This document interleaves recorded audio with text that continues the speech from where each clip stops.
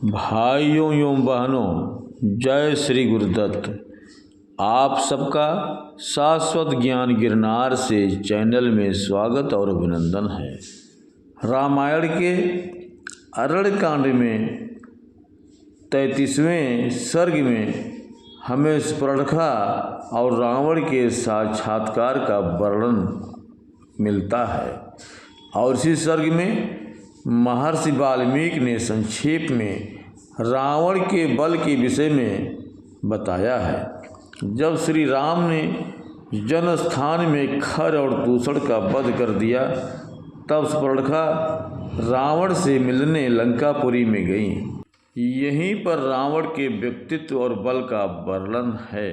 भाइयों बहनों, आगे की कथा सुनाने से पहले हम आप लोगों से अनुरोध करूंगा कि चैनल को सब्सक्राइब एवं वीडियो को लाइक तथा शेयर जरूर करें तथा कमेंट्स बॉक्स में अपने विचार से हमें अवगत कराएं। सुपर्णखा ने देखा कि रावण अपने विमान पर बैठा और उसके चारों ओर उसके मंत्री बैठे हैं। उस समय वो मरुदगणों से घिरे हुए इंद्र के समान लग रहा था। यहाँ कुछ लोग विमान को पुष्पक विमान मानते हैं, जबकि कुछ लोग उसे रावण का 7 मंजिला भवन मानते हैं। संस्कृत में बहुत बड़े भवन को भी विमान ही कहा जाता है। रावण जिस स्वर्ण सिंहासन पर बैठा था वो अद्वितीय था और सूर्य की भांति जगमगा रहा था। उस पर बैठे हुए वो महाकाल की भांति लग रहा था। देवता, गंधर्व, भूत और महात्मा ऋषि भी रावण को जीतने में असमर्थ थे। युद्ध भूमि में वो साक्षात यमराज की भांति जान पड़ता था।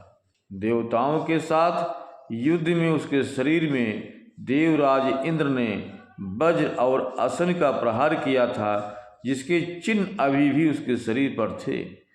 उसी युद्ध में ऐरावत ने भी उसके वक्ष पर अपने दांत गड़ाए थे, जिसके निशान अब भी उसके वक्ष स्थल पर थे। उसकी 20 भुजाएं और 10 मस्तक थे। उसके छत्र, चमर, आभूषण इत्यादि देखने योग्य थे। उसने अपने शरीर में एक बदूरी मणि नीलम पहन रखी थी और उसके शरीर का रंग भी वैसा ही था।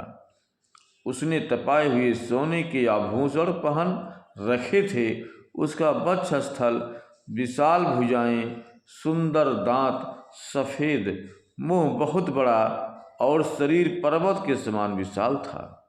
देवताओं के साथ युद्ध करते समय उसके शरीर पर सैकड़ों बार भगवान विष्णु के सुदर्शन चक्र का प्रहार हुआ था और भी कई युद्धों में उसके शरीर पर अनेक अस्त्र शस्त्रों की मार पड़ी थी, जिसके चिन्ह अभी भी उसके शरीर पर दिखाई देते थे।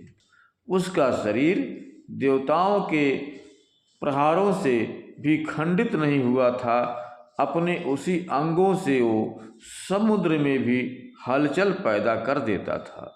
किसी भी कार्य को बड़ी शीघ्रता से कर देता था। वो पर्वत शिखरों को तोड़कर फेंक देता था, देवताओं को भी रौंद डालता था और धर्म की तो वो जड़ ही काट डालता था। एक बार उसने पाताल की भोगवतीपुरी में जाकर युद्ध में स्वयं नागराज वासुकी को हरा दिया था। उसके बाद उसने नागराज तक्षक को भी परास्त किया और उसकी प्रिय पत्नी को हर लाया। इस प्रकार उसने कैलाश जाकर यक्षराज कुबेर को युद्ध में पराजित किया और उनके इच्छा अनुसार चलने वाले पुष्पक विमान को अपने अधिकार में ले लिया। रावण क्रोधपूर्वक कुबेर के दिव्य चैत्र रथ वन को, सौगंधिक कमरों से युक्त नलिनी नामक पुष्पकरणी को, इंद्र के नंदन वन को तथा देवताओं के दूसरे उद्यानों को नष्ट करता रहता था। वह इतना शक्तिशाली था कि पर्वत शिखर के समान आकार धारण करके चंद्रमा और सूर्य को उनकी उदय काल में अपने हाथों से रोक देता था। उस धीर स्वभाव वाले रावण ने पूर्व काल में एक विशाल वन के भीतर 10,000 वर्षों तक घोर तप करके ब्रह्मा जी को अपने मस्तक की बल दे दी थी। उसके प्रभाव से उसे देवता, दानव, गंधर्व, पिशाच, पक्षी और सर्पों से ही संग्राम में अभय प्राप्त हो गया था। मनुष्य के अतिरिक्त और किसी के हाथ से उसकी मृत्यु का भय नहीं था।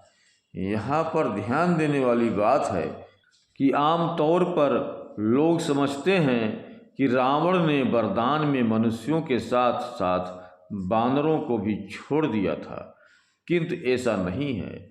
रामायण के अनुसार अपने बल के घमंड में रावण ने केवल मनुष्यों का नाम नहीं लिया था।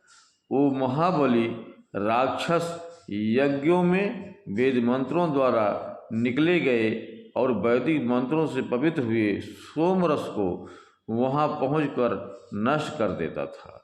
जो यज्ञ समाप्ति के निकट होते थे, रावण उसका विध्वंस कर देता था। वो ब्राह्मणों की हत्या और अन्य क्रूर कर्म किया करता था। वो बहुत रूखे और निर्दयी स्वभाव का था और सदैव अपनी प्रजा के अहित में लगा रहता था। भाइयों बहनों, अब हम अपने शब्दों को यहीं पर विराम दूंगा। पुनः मिलेंगे अगले वीडियो में। जय श्री गुरुदत्त, जय श्री गुरुदत्त।